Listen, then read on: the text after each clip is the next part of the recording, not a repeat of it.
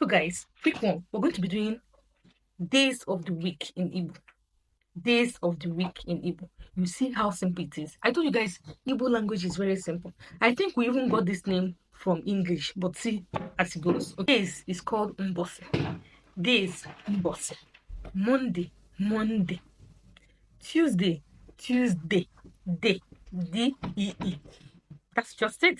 Wednesday, Wednesday.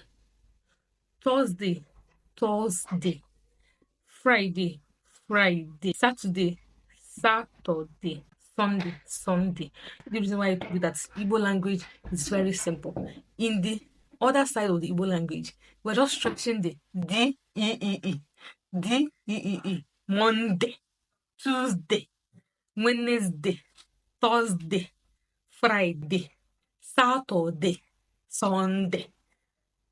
That's just it. Hope you enjoyed this video. Like, share.